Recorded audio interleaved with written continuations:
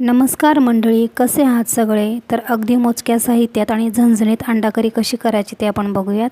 त्यासाठी लागेल अर्धा वाटी भाजून घेतलेलं खोबरे, 1 वाटी भाजून घेतलेला कांदा, अर्धा वाटी लसूण आणि कांदा लसूण मसाला आणि थोडं आलंसुद्धा घ्यायचं होतं, पण ती व्हिडिओमध्ये मला घेता आलं नाही, सो अर्धा इंच आलं घ्या आणि हे सगळं मिश्रण मिक्सरमध्ये बारीक करून घ्या।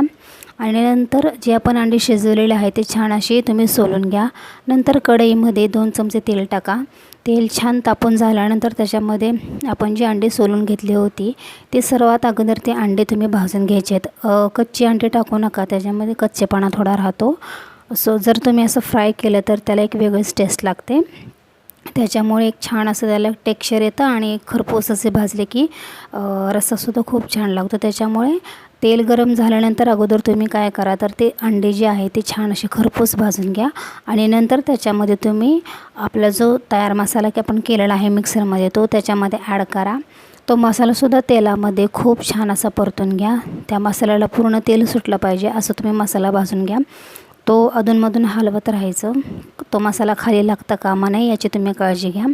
छान असे एकजीव करा, त्याच्यामध्ये जे अंडी जे टाकले आहे ते त्यालासुद्धा पूर्ण मसाला त्याला लागू द्या।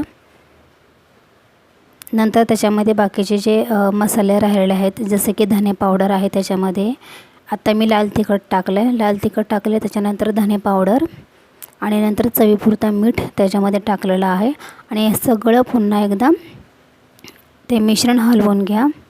पूर्ण मसाला जो आहे तो त्याच्यामध्ये तुम्ही पूर्णपणे हलवून घ्या, अगदी एकजीव करा, छान असं त्याला तेल सुटेपर्यंत घ्या। खाली फक्त मसाला लागता कामा नये याची तुम्ही काळजी फक्त घ्या। आणि नंतर याच्यामध्ये आपल्याला काय करायचं आहे, तर गरम पाणी टाकायचं आहे। थंड पाणी अजिबात टाकू नका, गरम पाणी आपल्याला याच्यामध्ये टाकायचं आहे। गरम पाण्याने एक कालवणा किंवा जो आपला जो रस्सा आहे त्याला एक वेगळीच टेस्ट लागते आणि ते हेल्दीसुद्धा असतं। थंड पाणी शक्यतो टाकू नका, प्रत्येक कालवणामध्ये तुम्ही गरम पाणी वापरलं तरीसुद्धा चालेल।